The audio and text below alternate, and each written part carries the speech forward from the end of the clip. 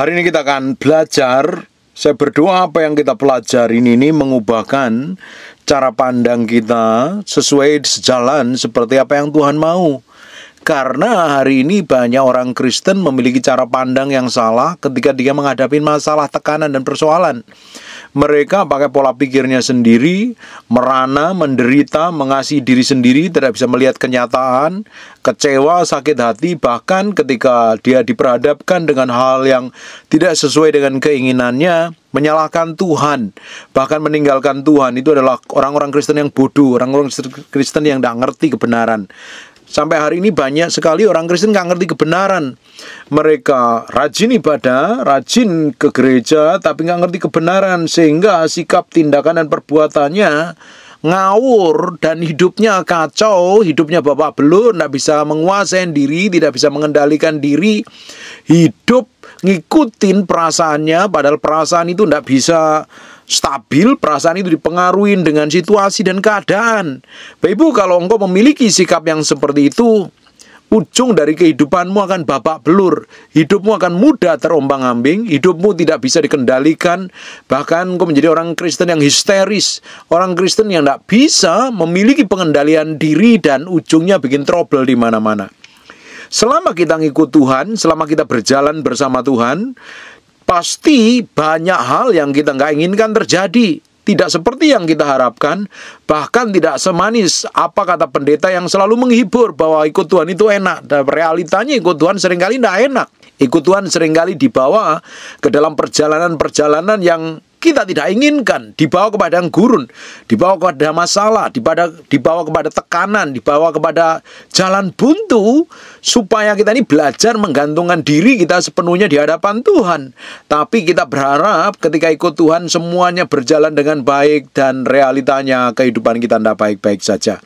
Di Mazmur 34 ayat yang ke-19, kemalangan orang benar banyak. Orang benar itu akan mengalami banyak kemalangannya loh. Banyak hal yang tidak enak terjadi loh. Siap-siap saja. Kelihatannya hidupmu baik-baik, ternyata digoncang. Ini goncangan-goncangan itu kan membuktikan kita ini sebenarnya seperti apa di hadapan Tuhan. Jangan karena ada goncangan kelakuan kita malah berubah, sikap hati kita malah berubah. Membuktikan bahwa kita ini cintanya sama Tuhan itu palsu, kekristenan kita itu palsu. Gampang panik, ngejar pendeta, minta dikonselingin, minta ditumpangi tangan. Bapak Ibu, ketika menghadapi masalah kamu nggak tahu bagaimana menggunakan firman, nggak bisa cari ayat yang mana, firman yang mana harus dikerjakan, harus dipraktekkan dalam hidupmu sehari-hari, artinya kamu nggak bertumbuh di dalam Kristus. Realitanya hari ini banyak jemaat Tuhan yang bertahun-tahun ke gereja, jadi orang Kristen dari kecil ketika menghadapi masalah dicari pendeta. Harusnya praktek firman dong. Harusnya belajar firman, hidupin firman. Karena kita ngerti firman, kita tahu apa yang harus kita perbuat. Kita tahu pasti Tuhan akan ajarin sesuatu di balik semuanya itu tanpa ngeluh, tanpa ngomel, tanpa nggerutu. Tapi banyak orang di tengah jalan babak belur hidupnya, kacau hidupnya karena nggak dewasa, nggak memiliki perjalanan bersama Tuhan secara pribadi, nggak memiliki hubungan pribadi dengan Tuhan. Hidupnya berantakan, hidupnya ngawur, kacau, dan benar-benar tidak mencerminkan kemuliaan Tuhan. Kemalangan orang benar banyak. Kita akan diperhadapkan dengan hal yang ruwet, hal yang sulit, hal susah dimengerti, keadaan-keadaan yang buruk. Kita akan selalu diperhadapkan hal seperti itu. Jalan terus sama Tuhan. Tapi Tuhan melepaskan dia dari semuanya itu. Kalau kita kenal Tuhan, kita tahu ujung dari kemalangan itu pasti ada promosi. Kita mesti kenal dengan apa yang dialami oleh Yusuf. Kita mesti tahu, ngerti, dan apa yang dialami oleh Abraham, oleh Ishak, oleh Yakub, oleh Daniel, oleh Daud. Mereka adalah contoh dalam iman. Mereka mengalami perjalanan yang tidak enak, mengalami rasanya seperti kemalangan, rasanya nih kok jalan buntu, tapi di ujungnya mereka mengalami Tuhan. Tidak pernah mempertanyakan segala sesuatu dalam hidupnya. Memang Bapak Ibu, kenyataan-kenyataan yang buruk itu seringkali mengguncang kita loh, memurnikan kita. Tapi selama kita ini jalan sama Tuhan, memiliki sikap hati yang benar, bergantung sepenuhnya sama Tuhan, di ujungnya Tuhan pasti melepaskan semua itu. Tanpa harus kita ini merana seperti orang tak kenal Tuhan. Banyak orang Kristen di hatinya merana loh. Seperti di Mazmur 31 ayat 9. Kasihanilah aku ya Tuhan, sebab aku merasa sesak. Ini ngalami tekanan yang hebat ini.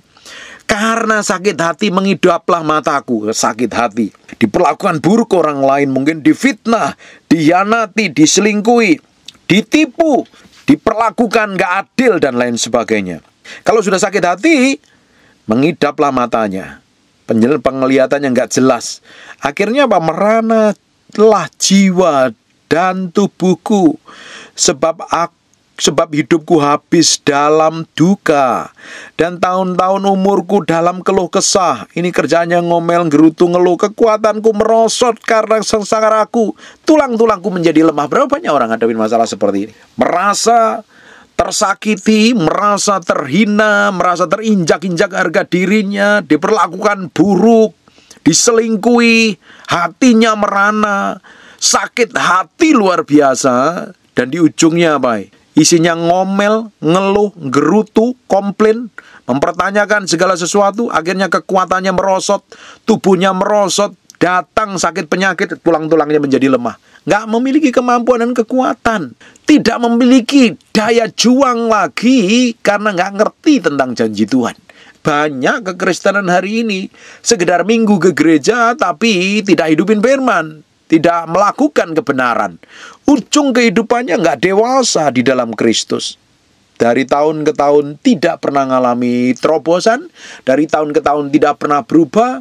Dari tahun ke tahun hidupnya jadi batu sandungan dan tidak mempermuliakan nama Tuhan. Bapak Ibu, kita harus belajar menaruh hati kita ini di hadapan Tuhan sepenuhnya. Menyerahkan sepenuhnya di hadapan Tuhan. Belajar kenal Tuhan. Ngerti maunya, ngerti tujuannya, dewasa di dalam Kristus, sehingga kita tahu sekalipun kita diperhadapkan sesuatu yang buruk, kita tidak sakit hati, kita tidak merana, kita enggak terus berduka, isinya keluh, kesah, ngomel, gerutu. Ujungnya tubuhmu kekuatannya merosot, dan akhirnya tulang-tulangmu lemah, kamu terserang sakit penyakit, umurmu pendek, engkau nggak hidupin sesuatu yang Tuhan janjikan dalam hidupmu. Kita harus ngerti bertindak seperti apa. Bapak Ibu, kalau kita nggak ngerti firman, kita nggak bergantung sama Tuhan, kita nggak minta hikmat menyelesaikan masalah itu seperti apa, bangkit dari terpuruk itu seperti apa, belajar mengampuni seperti apa, kekuatanmu lemah, dan engkau tidak akan melihat sesuatu yang baik di masa yang akan datang. Berapa banyak orang putus asa karena ngerti janji Tuhan. Akhirnya banyak mengakhiri hidupnya karena merasa dirinya harus dikasihani, dirinya harus didoakan, dirinya harus diperhatikan. Bapak Ibu, ketika engkau ngadapin masalah, tidak ada orang yang punya belas kasihan dalam hidupmu. Engkau meski bangkit dari masalahmu, melihat ke depan, melihat apa yang Tuhan sedang kerjakan dalam hidupmu, jangan merana terus. Kamu merana terus, kamu nggak akan melihat sesuatu yang baik. Ujung dari hidupmu akan babak belur, kacau, rusak, dan berantakan. Kita mesti belajar setiap hari menaklukkan diri sepenuhnya di hadapan Tuhan. Mendedikasikan hidup ini sepenuhnya sama Tuhan. Ngerti apa yang harus kita perbuat. Berapa banyak orang putus asa ketika ngadapin masalah. Bapak Ibu, kalau engkau putus asa, engkau jadi bulan-bulanannya setan. Apalagi orang Kristen yang nggak ngerti firman. Plonga-plongo di gereja, pulang gereja nggak tahu pakai praktek firman. Kamu jadi sasar empuknya setan. Ketika ngadapin masalah, kamu cari pendeta, kamu pikir pendeta bisa menyelesaikan masalahmu. Pendeta bukan jalan keluar. Engkau meski hadapin masalahmu. Engkau meski hadapin tantanganmu sendiri. Engkau meski hadapin persoalanmu sendiri. Jangan lari dari masalah, hadapin. Dengan kekuatan Tuhan, engkau akan melihat sesuatu yang ajaib dan dahsyat. Di Mazmur 34 ayat yang ke-10, singa-singa muda merana kelaparan. Ini singa muda merana kelaparan karena memiliki hikmat dan pengertian. Dia nggak bisa cari makan sendiri, makanya kelaparan. Orang Kristen harus memiliki hikmat dan pengertian. Engkau harus tahu bagaimana menyelesaikan masalahmu loh. Masalahmu di bagian mana? Hutang, engkau mesti minta hikmat dan pengertian bagaimana bekerja dengan baik, mengatur keuangan dengan baik. Masalahmu di mana? Di kepahitan? Engkau mesti belajar mengendalikan pikiranmu dan perasaanmu. Bagaimana engkau menaruh sepenuhnya di hadapan Kristus. Kenapa kamu selama ini kekurangan? Bagaimana kamu mengelola keuangan? Bapak Ibu, kelemahanmu di mana? Engkau mesti pelajarin kelemahan itu loh. Supaya engkau memiliki kekuatan untuk menaklukkan kelemahan tersebut. Tapi kalau kamu menyerah, isinya ngomel, ngeluh, gerutu, nyalin orang lain, engkau tidak akan maju. Justru hancur. Banyak orang Kristen sebenarnya menerima jatah yang besar tapi nggak dapat jatah yang besar karena bodoh, nggak bisa kembangkan kapasitasnya, nggak tahu bagaimana bertindak, nggak tahu bagaimana pakai ayat dan firman Tuhan. Hidupnya muter terus di situ terus. Jatuh dalam dosa yang sama, jatuh dalam kemiskinan yang sama, jatuh dalam kekurangan yang sama, jatuh dalam kelemahan yang sama terus. Bapak Ibu, Tuhan mau bawa kita naik ke level yang berbeda setiap harinya. Naik level. Berjalan dari pengurapan satu pada pengurapan yang lain. Berjalan dari hikmat satu pada hikmat yang lain. Berjalan dalam kemuliaan yang berbeda. Ya, semakin hari kita semakin diubahkan. Menggenapi rencana Tuhan. Semakin menjadi serupa segambar dengan Kristus. Bukan muter-muter terus di dalam kelemahan, kehancuran. Dalam babak belurmu terus-terusan. Kau gak akan melihat keajaiban Tuhan. Kau tidak akan bisa melihat bagaimana Tuhan bekerja dalam hidupmu. Berjalan bersama Tuhan, menyerahkan dirimu, menaklukkan dirimu sepenuhnya, dan kau akan melihat betapa Tuhan yang menyertai hidupmu itu, janjinya itu pasti digenapi.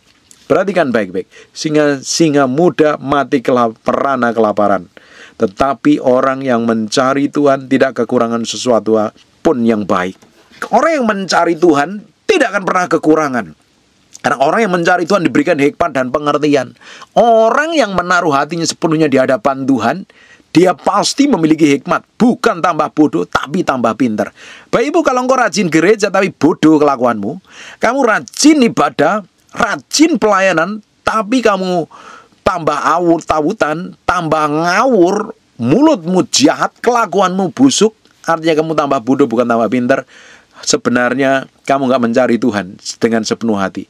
Orang yang mencari Tuhan dengan sepenuh hati itu pasti diubahkan. Tidak mungkin tidak berubah.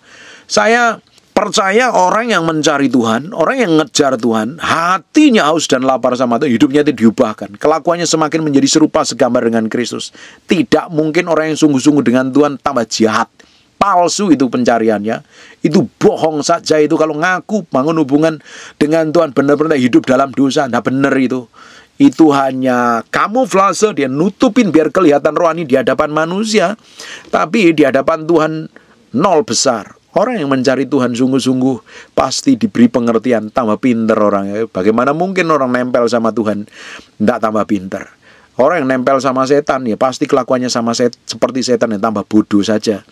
Orang yang hidup benar, mencari Tuhan sungguh-sungguh, bukan sekedar datang ke ibadah loh. Mencari Tuhan itu bukan sekedar datang ibadah seminggu sekali di gereja. Kamu mencari Tuhan itu belajar firman, hidupin firman, praktek firman. Kamu bangun hubunganmu pribadi dengan Tuhan. Pasti kamu rajin ibadah tiap minggu. Pasti hidupmu diubahkan. Semakin dibawa ke dalam level kehidupan yang berbeda. Karena orang-orang yang mencari Tuhan tidak kekurangan sesuatu pun yang baik. Pasti diberkati, pasti diberikan hikmat dan pengertian. Sekalipun kanan kirinya babak belur, sekalipun sudah hancur, sekalipun ditipu sampai habis-habisan, sekalipun sudah bangkrut pun, kalau kau cari Tuhan, Tuhan berikan hikmat. Apa yang kamu kerjakan, apa yang kamu lakukan, apa yang kamu harus perbuat, apa yang kamu harus jual, apa yang kamu harus lakukan sesuai dengan ketepatan nilai. Dari sana Tuhan akan bikin sesuatu yang ajaib dalam hidupmu. Tapi kalau kamu gak ngerti apa-apa, isinya hanya ngeluh, isinya hanya ngomel, isinya hanya gerutu, komplain, kamu tambah merana. Bapak Ibu bisa bayangkan ketika mungkin pasanganmu selingkuh, tapi isimu hanya komplain, nyalain pasanganmu, nah kamu merana, kamu hidup dalam kepahitan. Apakah masalahmu selesai? Tidak akan pernah selesai. Saya memuridkan ada orang-orang yang hidupnya dulunya babak belur. Stop nangis, stop ngasihani diri sendiri. Kamu ngasihani diri sendiri tidak akan merubah apa-apa kok. Berubah, ubah pola pikirmu, ambil keputusan, ubah sikapmu, jalan sama Tuhan. Tuhan berikan kemampuan, kekuatan, kau akan melihat pemulihan.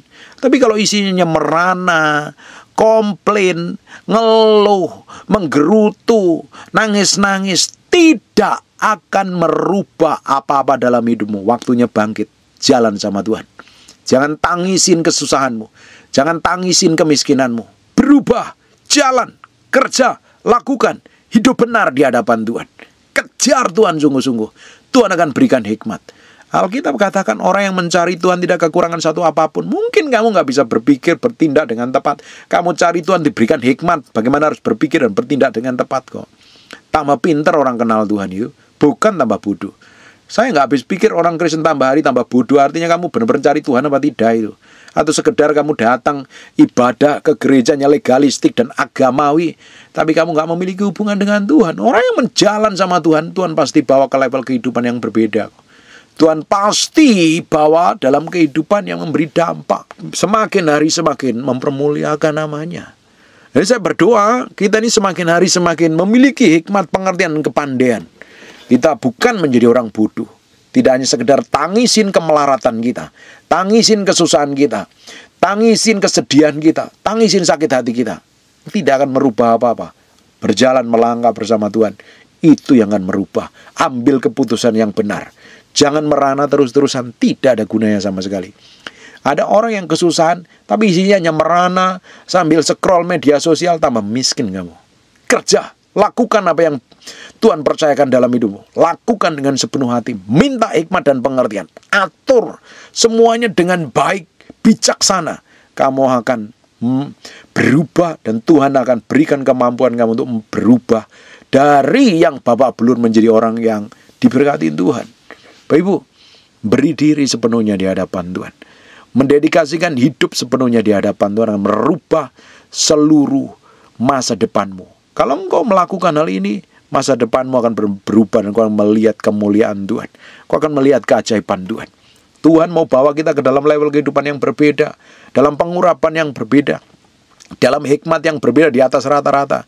Tapi hidupmu dari tahun ke tahun sama saja dengan orang yang lain, bahkan mirip kelakuannya orang dunia. Perlu berubah. Kekristenanmu kalau sampai hari ini masih baik-baik saja, nggak ada perubahan sama sekali, bahkan kamu cenderung bertindak layaknya orang dunia, perlu bertobat sungguh-sungguh tuh. Engkau mesti berjalan dalam kemuliaan Tuhan yang berbeda. Hidupmu harus memberi dampak. Hidupmu harus melihat bagaimana keajaiban Tuhan menyertaimu. Amin. Pola pikirmu harus dirubah. Stop tangisin diri sendiri.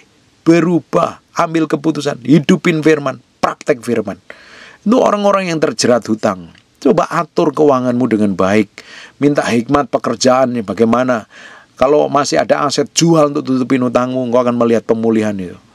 Kalau hari ini engkau masih sakit hati terus-terusan, engkau makan sakit hatimu, engkau akan melihat perubahan. Engkau mati merana malah. Belajar mengampuni sesakit apapun. Berjalan, bergerak, maju, melihat bagaimana Tuhan bekerja dalam hidupmu. Lihat ke depan, jangan lihat ke belakang. Bapak Ibu, kalau engkau lihat ke belakang, terus kamu akan tersandung-sandung. Berdarah-darah hidupmu. Jalan ke depan, lihat apa yang sedang Tuhan mau kerjakan. Engkau akan melihat pemulihan. Engkau menjadi orang Kristen yang berbeda. Orang Kristen yang memiliki kapasitas yang berbeda. Jadi berkat, real jadi berkat. Bukan jadi beban, bukan jadi batu sandungan. Jalan sama Tuhan. Hidupin kebenaran, dan hidup takut akan Tuhan. Saya berdoa apa yang kita pelajarin hari ini akan merubah cara pandangmu, merubah pola pikirmu. Engkau akan melihat Tuhan bekerja dalam kedahsyatannya, membawa hidupmu dalam level kehidupan yang berbeda. Semakin hari, semakin menyerupai Kristus. Dan apa saja yang dikerjakan tanganmu, Tuhan buat berhasil. Amin. Kita harus semakin berbeda. Semakin kokoh, semakin kuat, semakin teguh, semakin menyerupai Yesus Kristus. Amin. Tutup matamu, tutup Alkitabmu, kita berdoa. Bapak, terima kasih buat firman-Mu. Kami materaikan dengan darah anak domba Allah. Firman ini nempel dalam hati kami. Berhari-hari, berminggu-minggu, berbulan-bulan firman jadi kehidupan dan namamu. Berdoa setiap orang yang mendengar firman ini dijamah, dipulihkan, diubahkan Tuhan. Semakin menjadi serupa segambar dengan Tuhan. Berkati apa saja yang dikerjakan tangan orang-orang ini dan Tuhan buat berhasil. Dan namamu berdoa untuk orang-orang yang sakit dan mengalami kelemahan tubuh. Namamu berdoa untuk oleh bilur Yesus, oleh darah Yesus, jadilah engkau tahir, jadilah engkau pulih, jadilah engkau sehat, jadilah engkau sembuh. Dan nama Tuhan dipermuliakan atas hidupmu. Terima kasih ya Tuhan. Kami kembalikan segala hormat, pujian, pengagungan buat Raja kami yang maha mulia. Dalam nama Yesus kami berdoa dan mengucap syukur. Haleluya. Amin. And God bless you.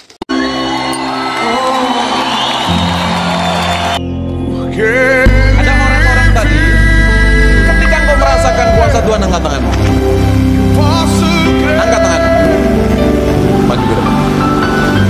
Roh Kudus, aku mau buktikan kau hadir dalam Tuhan. Bukan karena, tapi karena. Suruh maju. Yuk suruh maju.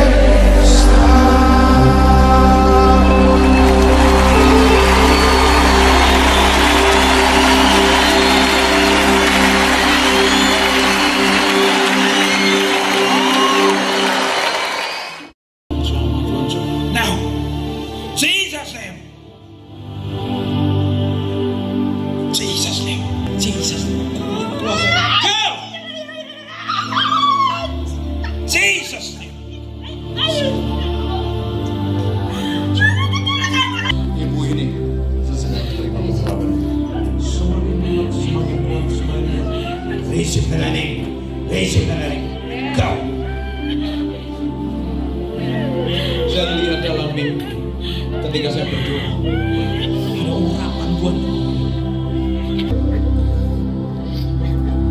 kuasanya power.